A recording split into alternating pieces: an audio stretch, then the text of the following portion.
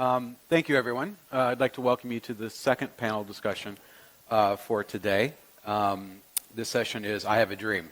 A vision moves people, breaking the problem-centric consciousness. And I think that this panel is really well placed after the first panel. I think there's a lot of points that we can expand on moving forward through this discussion.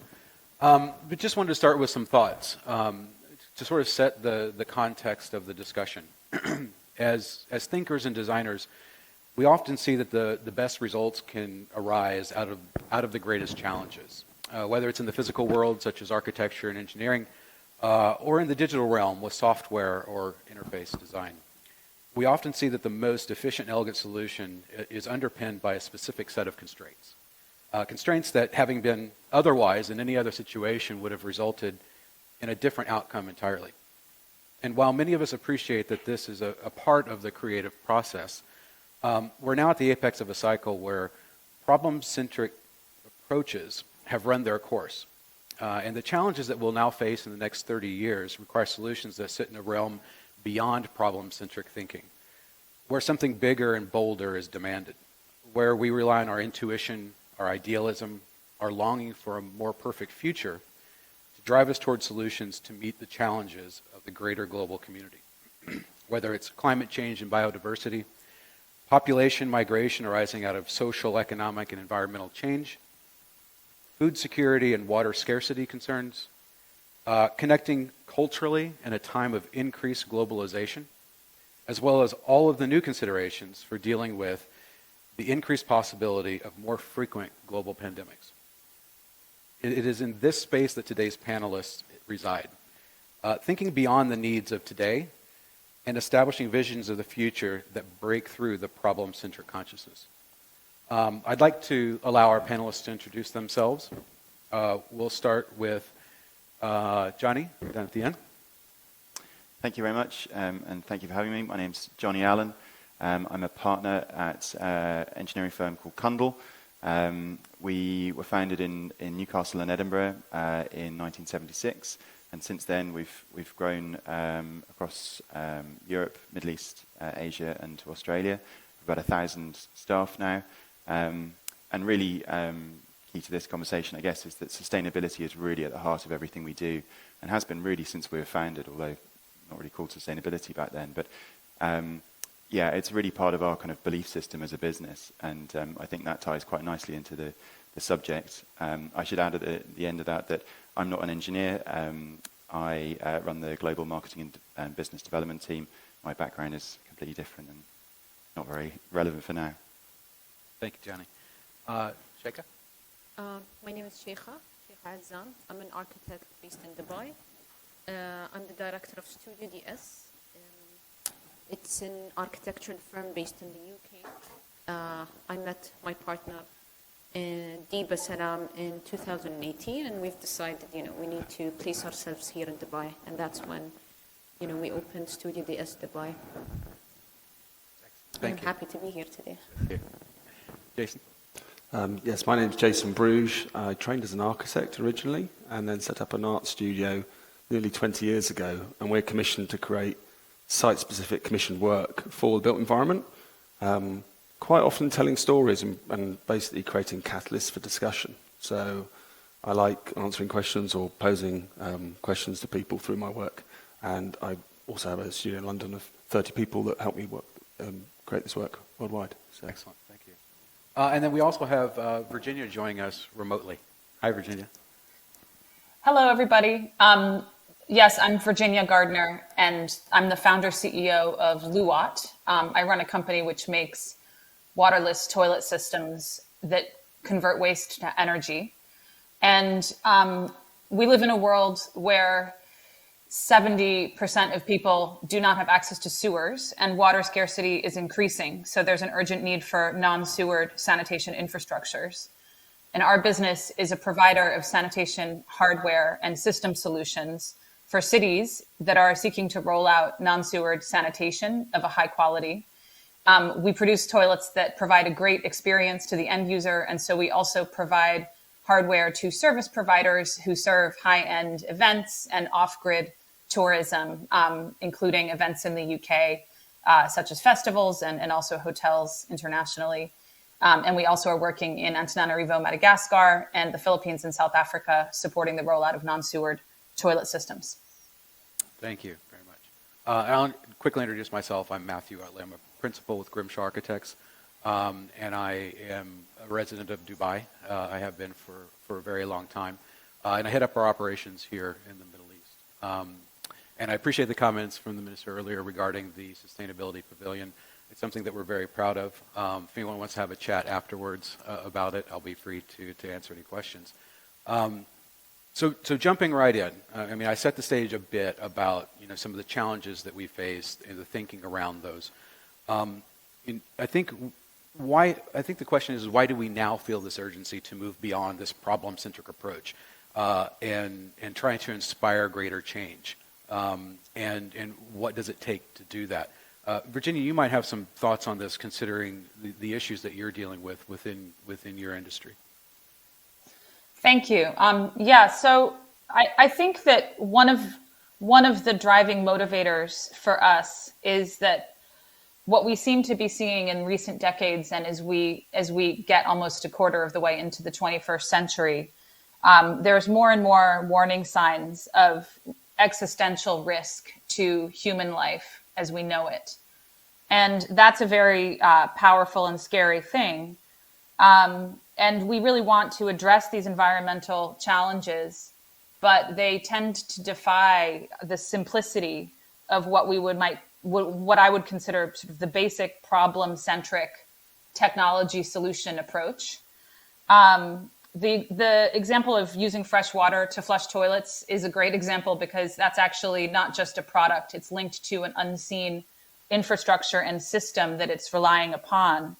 And so when we look at that particular problem, we realize that it's actually going to require more than a problem-centric approach. It's going to require rethinking how the solution relates to broader systems. And it's also going to require rethinking human behavior. Exactly. And Jonnie, we were talking about something kind of related to this, maybe in the way that we rethink, and who's involved in those conversations. Yeah, I think it's essential that we look for ideas everywhere. And I think in the built environment particularly, traditionally, there's been a heavy burden on experience, and people probably weren't asked for their ideas until they'd sort of earned their stripes a little bit more. And I think that time is over. I think experience is still really important, but I think if we're not looking for solutions and the visions that we're calling for from everybody across any background anywhere in the world, then we're not going to overcome the massive challenges that we face.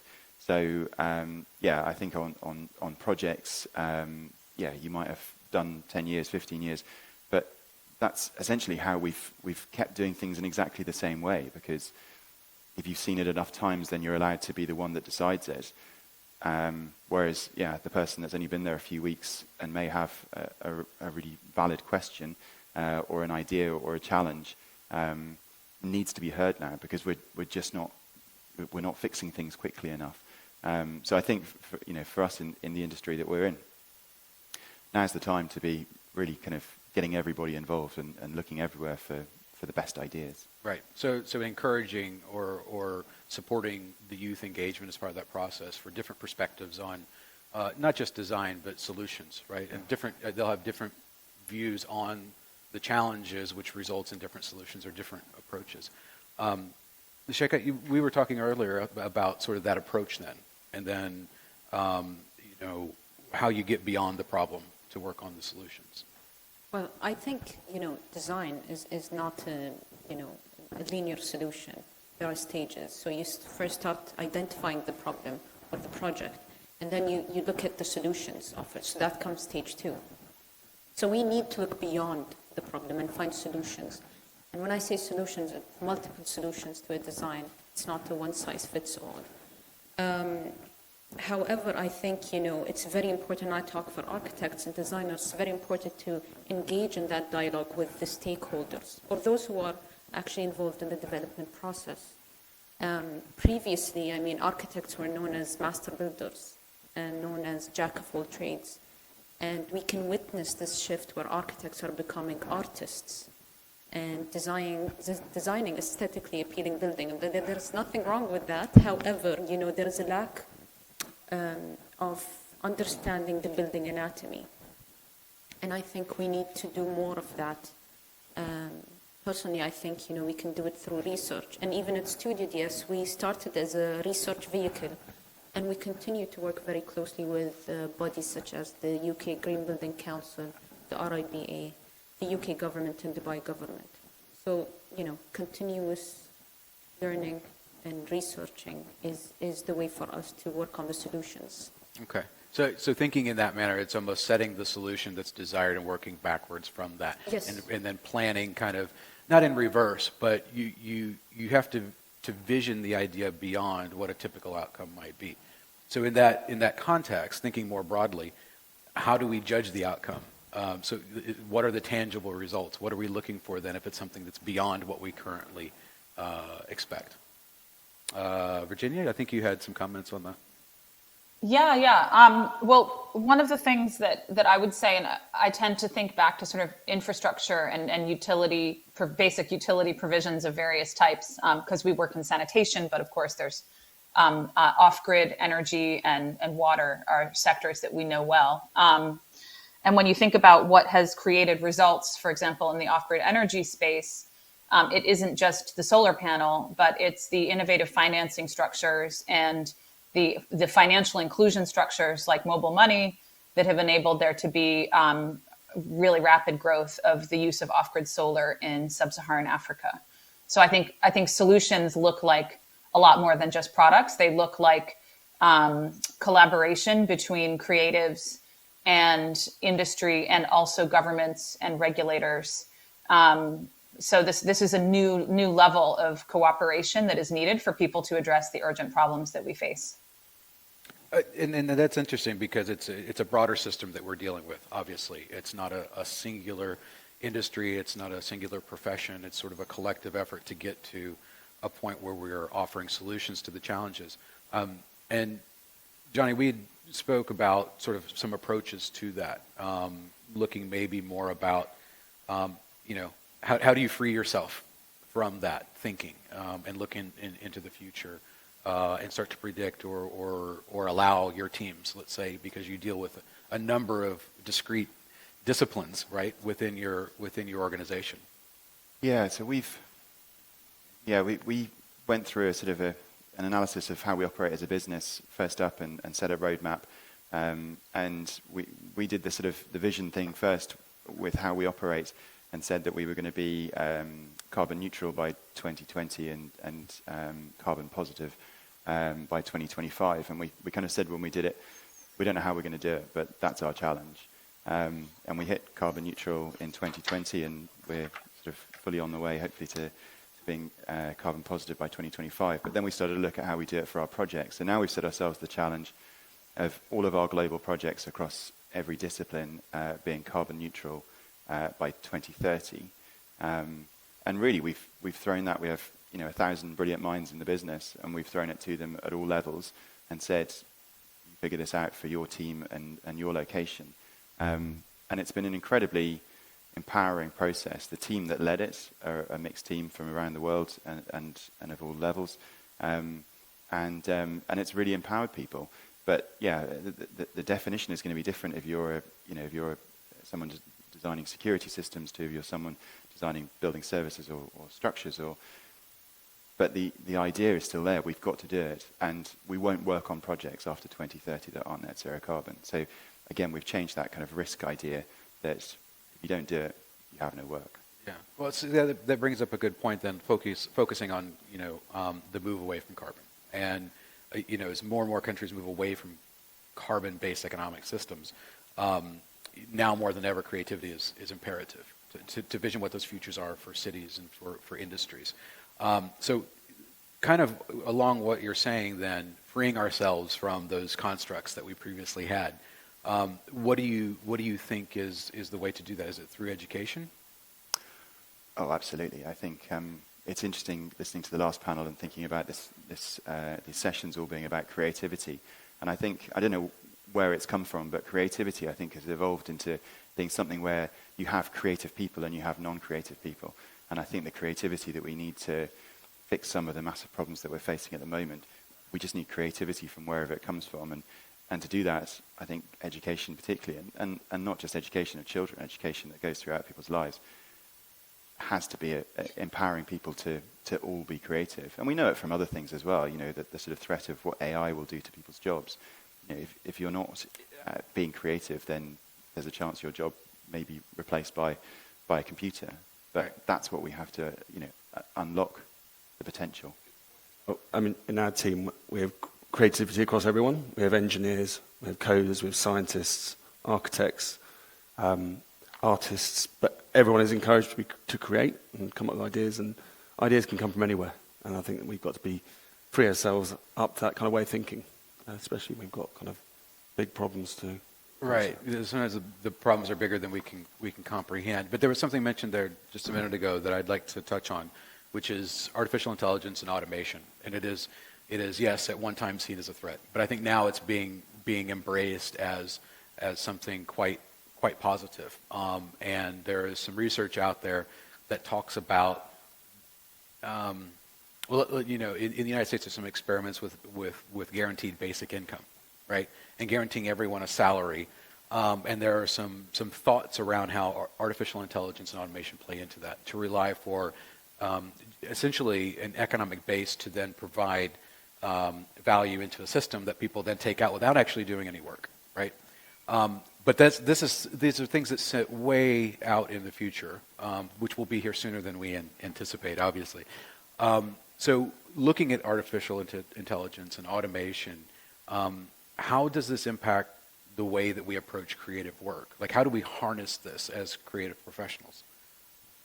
You mentioned a really important point, which is embracing technology. I think we should not be scared of technology, but embrace it, especially when it comes to artificial intelligence, because technology is inevitable and it's disruptive. It's disruptive of, you know, the way we do things. But I think it's positive in a sense where it helps us, you know, visualize designs, you know, predicting probably future problems, and eliminating, honestly, a lot of the processes or a lot of the small annoying tasks that we used to do. So, you know, we at Studio DS, we have BIM models for all of our projects, and that's how basically we visualize our designs. You know, we bring in our, you know, handcrafted designs for our clients and our partners to visualize. So, for example, for example, in one of the projects where we had our facades reacting to sun paths and wind and rain, we wanted to put that model and allow the client to experience what the customer is experiencing. And without the model or technology, we wouldn't have been able to do that. So it's very important for us to embrace it and utilize it as well. And as a method of engagement, right? Definitely, right? definitely. And it builds a relationship between you and the client, and trust as well. Yeah, right. and I think it makes the workflow much easier. Whether, you know, we're dealing with subcontractors, contractors, consultants, so it enhances the workflow as well. Right. So, Jason, I'm sure you have something to say about visualization, but there's something specific I want to sort of talk about with that, which is the commodification of creative work. We see this with a lot of social platforms or online platforms, which can go unnamed. There's many of them, but you also see this then in the move towards NFTs and that market. And we are, as creative professionals, sitting here sort of trying to navigate between all of these emerging trends, ways of doing business, ways of doing work. So it also sets a standardization for the user expectation. So they expect sort of the same thing from a lot of different sources. Mm-hmm. And we obviously are trying to break free from those constraints to be creative. So what type of interventions are required to change the way that we experience the world, considering we're embracing technology, but maybe thinking of how we can engage in it in a more authentic way, considering the digitalization of everything? I mean, we're in a creative technology studio. We use a lot of technology, but what has been important and carries on being important is the hybridization of it. So it's using physical tools, all being present, and basically keep coming back to the physical and the real as well, and letting them work together. So, use the tools when they're appropriate. I mean, and we're using AI, we're using automation within workflows, which is freeing up time to do other things and to do things physically. So I think it's very much important to remember that the tool set can be varied. And I mean, do you see this as something that you're having to navigate on a sort of a case-by-case basis, or are there trends within that you see, the way that you can start to engage with the sort of rapid-fire acceleration of technology? I mean, we're continually building our tool set, so we're learning how to use it. We're building projects around the world, but having to, again, not get on planes, having to commission work remotely, engaging with more local people. So again, this creates good partnerships as well, ways of working. The reason why I asked it that way is because it's about the process, I think, and understanding that it is constantly in education, even within ourselves, of how we approach our work, which helps then promote that development of the applications that we bring to the table. Can I just jump in with a comment? Yeah, absolutely. Sorry, it's since I'm dialed in, it's different. But I think that the connection to the tangible that Jason mentioned is really important, because I think that how we harness the sort of automation and AI is, that's absolutely essential, and that's what's taking us forward. But I also see, especially as a creative who also manages, the next generation of people coming in, we have so much talent available to us.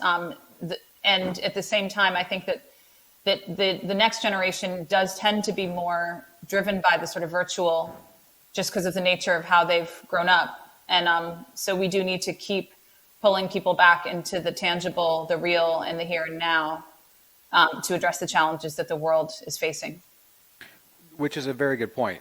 Is that we have people of all ages, we have people of all backgrounds that are all working towards singular goals sometimes, and that group of people is increasingly global as well. So how do we ensure that same message or that same goal is communicated to all individuals, regardless of their background or their view on the world? Should we even expect the same level of participation from everyone on a team, let's say, or everyone in a group? Or are there ways that we can deal with different levels of understanding within the group? Well, I think this takes me back to Jonnie's point. For you to expect the same level of participation from all individuals, it starts with changing behaviors. And for you to change a behavior, it starts with, the academic institutions and universities. So it's very important for these bodies to send the right message across, because at the end of the day, they're preparing the future professionals. So I think that's important, but it goes in parallel as well with government policies. So if we take an example, what happened in 2020, where masks were mandatory to put on, the message was not enough. Wearing a mask and telling people that it's important and what sort of implications, if you didn't put it on, was not enough. There has to be policies put in place in parallel. So I think, I'm not saying enforce that message on people, and I'm not saying it's a top-down approach. I'm just saying it has to be a comprehensive, holistic approach to how you send that message across and let people be part of it, for them to give back. Engagement. Engagement, exactly, yeah. Yes. And Jonnie, then that means it's everyone, right? It's everyone through all tiers to participate. Yeah, absolutely. I think that's exactly it. And I think you look at coming to the Expo site, and and it being an incredible melting pot. You look at what's happening in Glasgow at the moment with COP26, and I think with climate change, it's very easy to, and other challenges we have at the moment, but it's easy to get a bit depressed. Luckily, I'm something of an optimist, and I look at people coming together and trying to work together to overcome challenges, and you have to be inspired, and that's where getting ideas and inspiration from people from all over, it's very exciting. Yeah. So, I mean, yes, you have to be inspired, and there's inspiration, I think, in everything we do as creative professionals. But then there's a level of, there's a reality, right? And with what we deal with on a day-to-day basis. And as professionals, there's also a level of risk in the work that we do, right? And we take that on as part of the process. And whether it's real risk or perceived risk, it doesn't really matter. It's still present, and it clouds the creative process, I think, at times. So, how do we move beyond this as an obstacle to creative thought? Yeah, I mean, I think as an industry, we have been dominated by risk, and you can understand why. When you're delivering $50 million, $100 million projects, whatever size, I've heard too many times in our industry people use the sort of joking phrase that we love innovation, but as long as we're not the first to do it, and that sort of a little bit of me dies every time I hear that.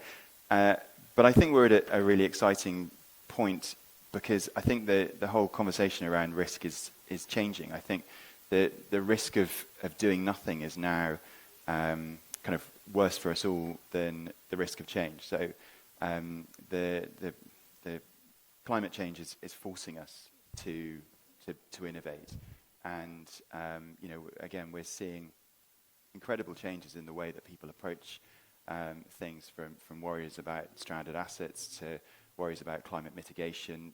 Is a building going to be fit for purpose in the next few years? If we hit even 2 degrees of climate change, then our built environment in most places around the world isn't designed for that. We're not actually even designing for our current weather files, let alone where they're going. And clients, I think in some markets clients are really getting this. I think in others we're starting to see clients get it, and that's really exciting, and that pushes us to change. And I think again that creates that vision of the future, because that old mindset of we'll do it the way we've always done it, just we know that's set to disaster. Yeah. And Virginia, you obviously have experienced this. You're bringing a product to market that is focused on substantial change within a system that goes back centuries. Sanitation and infrastructure. I'm sure you have a number of experiences with risk, pushing a progressive idea forward. Indeed, yeah, and the risks are sometimes quite visceral and difficult when you're dealing with human waste. When you're innovating, you need to build and test solutions, and you need to get them out into the market quickly enough so that you can actually succeed commercially.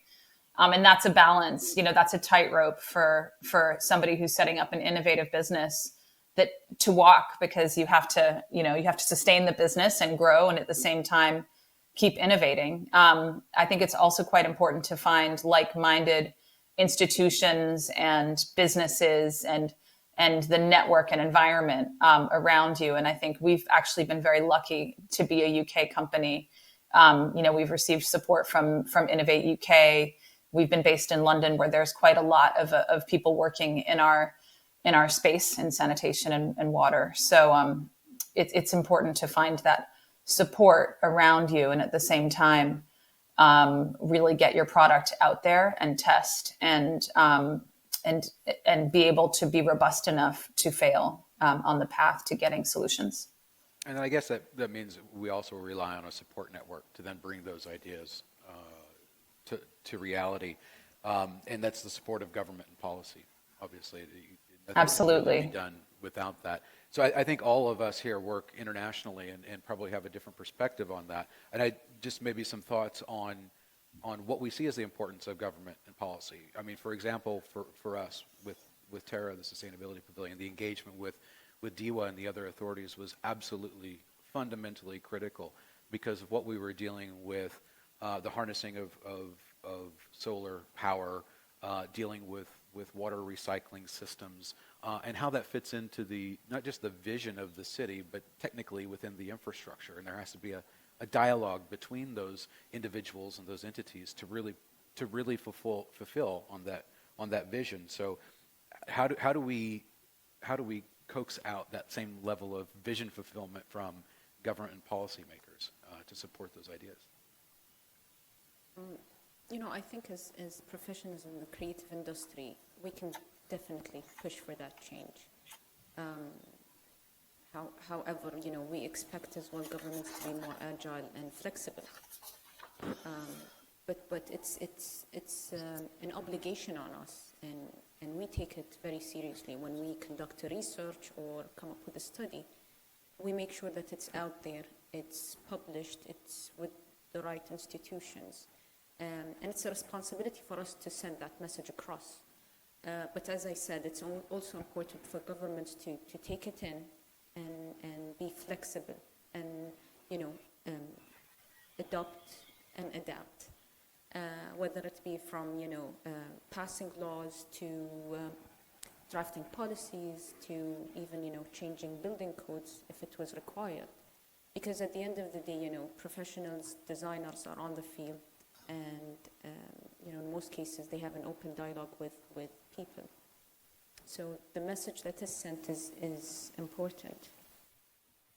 We'll pause for some questions in just a moment, but I wanted to skip ahead a little bit in our previous conversations and just sort of ask everyone how they see, how do we bring these ideas to market in the reality of trade and exporting of ideas. How do we accelerate this curve, right? How do we get people to adopt grander visions more quickly? Maybe exporting ideas through art and technology? I mean, we're telling stories through our artworks, so we have an ability to react in a site-specific way, in a contextual way. So if there are problems and issues and environmental things that need to be addressed in different markets in different parts of the world, we can tell those stories and highlight that. And we can be pretty agile and respond quite quickly. And Virginia, you obviously have had to do the same thing as an exporter of a product. Are there things that you see that could be done using our creative industries to be leaders in export? Yeah, we've worked with government collaborators internationally in Madagascar and the Philippines and South Africa, and I think that it's a two-way street. I think that as innovators, it's really our responsibility to try to understand their situation and to in context of innovative infrastructure for sanitation, develop solutions that are readily adoptable and that address the problems that they're dealing with on a system level. And really, so for example, we really need to understand the business model of our system on the ground for the utility providers and the service partners who are delivering that on the ground. So we need to bring a lot of work to the table. At the same time, we need government regulators and influencers to really believe in the need for change. And that goes to the extent where at Luwat, we really deliberately have sought out collaborations and partners internationally where we do have a shared sense of purpose and belief.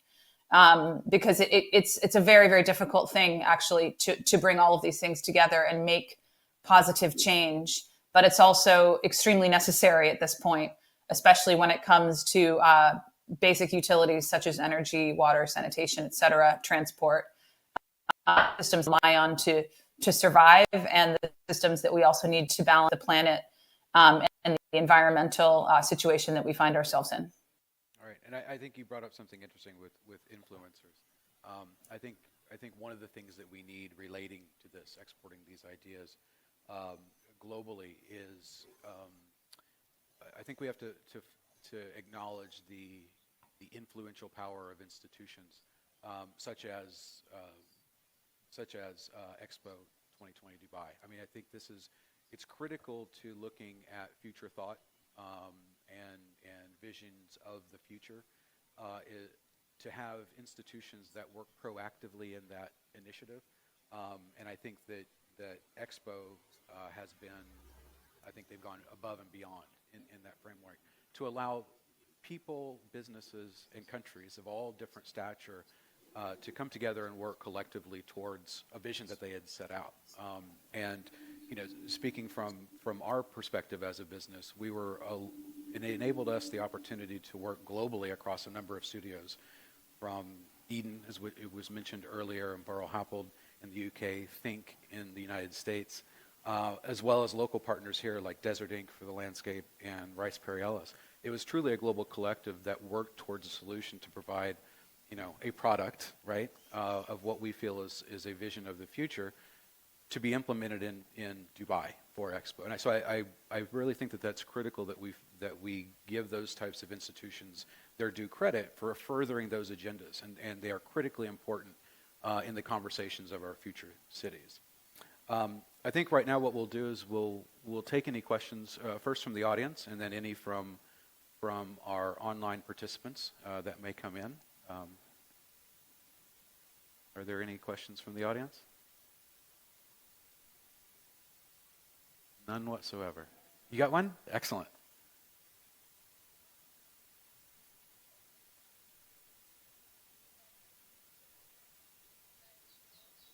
Or some of you know how policy is shaped for sustainability. Does it help to link profitability with sustainability for the government's outlook, or does it not work generally? Or is that a bad way to look at it? It is a way of looking at it. I think that all those types of conversations are relevant as we deal with some of the climate challenges that we have. Jonnie, do you have any thoughts on that? The interesting question. I kind of think that if you have profitability in place, essentially the kind of the markets are working, then you may not need so much government involvement anyway. I mean, traditionally thinking, you kind of say that governments intervene when markets aren't working. So I would hope that we're in a place a lot of the time where sustainability is becoming a kind of normal part of business, and people are adopting it. I think there are things that would force that along that governments could do. I mean, obviously, like the price of carbon is a key one of those, and if we were working to a more accurate or higher carbon price globally, I think that would force innovation and other change that would play out in various ways. But yeah, I think profitability, will drive things, but that doesn't necessarily need government. That's to answer the question. I have a slightly different perspective. So I guess I'll share my view as well, because I think certainly in the world of sanitation, government revenues, tax revenues, and tariffs and different financing mechanisms do play an important role in the delivery of those types of services. And I think this is true for other essential utilities. But I think that I think that understanding cost and also understanding how to reduce the costs and the burden on the government while producing solutions and also involving the private sector. I mean, I think all those things combined is what you need to get to the point where you can deliver solutions.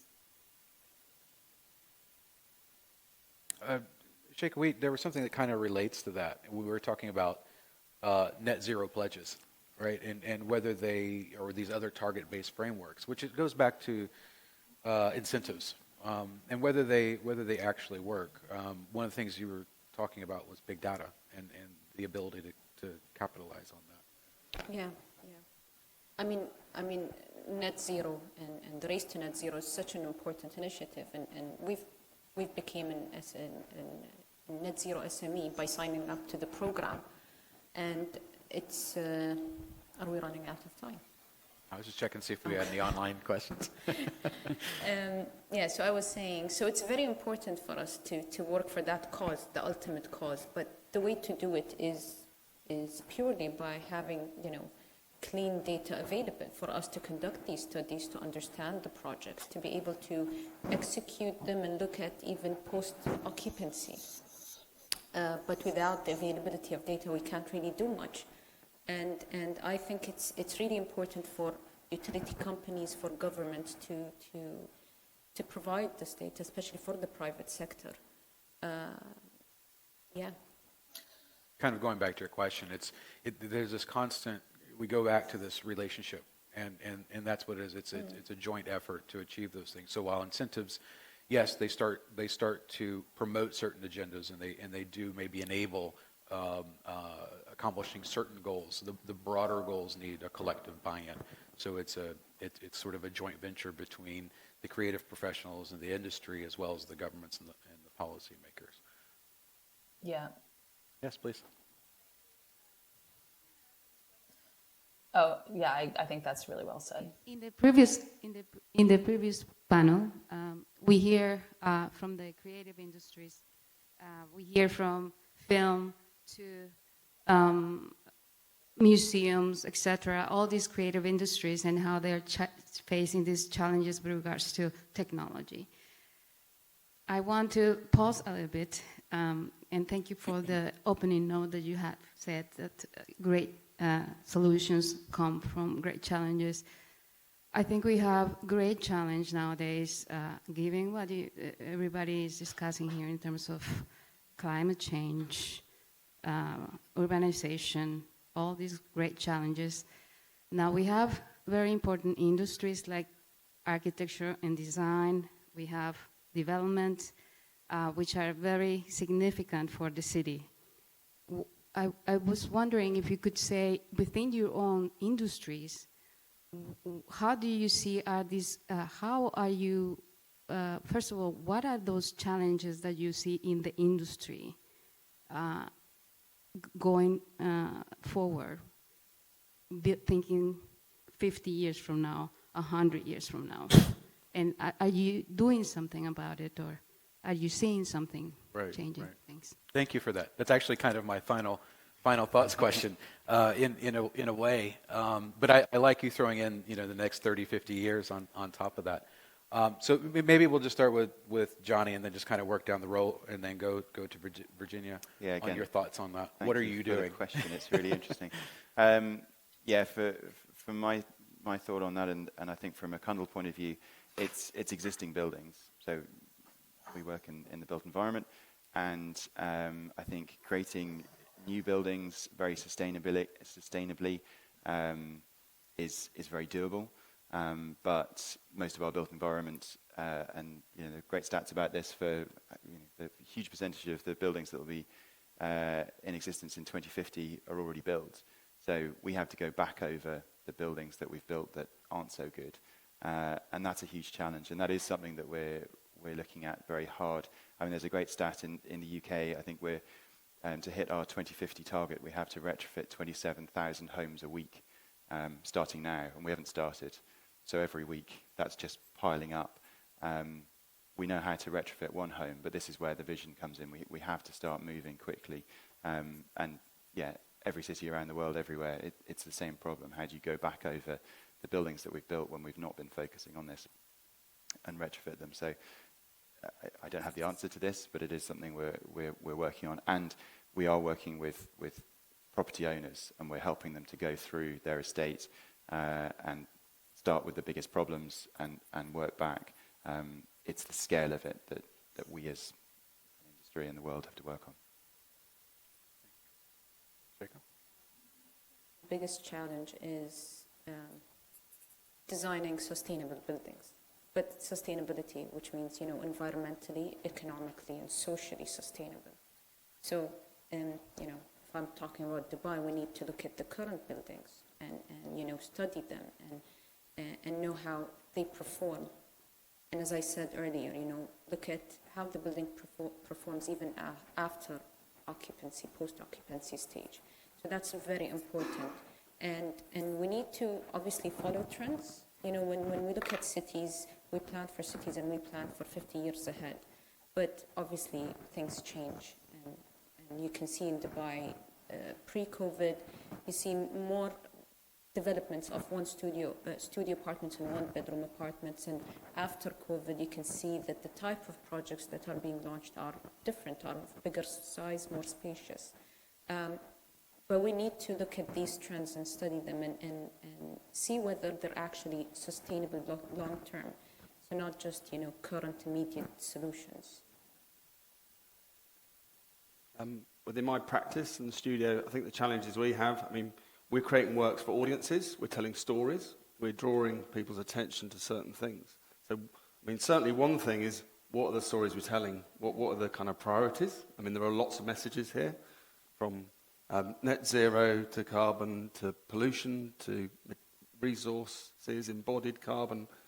The list goes on, and it can be very overwhelming. So which stories we pick out, and for us it's sort of sifting through those and deciding which stories we tell where. Because I think people are probably going to get fatigued in terms of this discourse. And then that's the challenge, is how do we keep it current?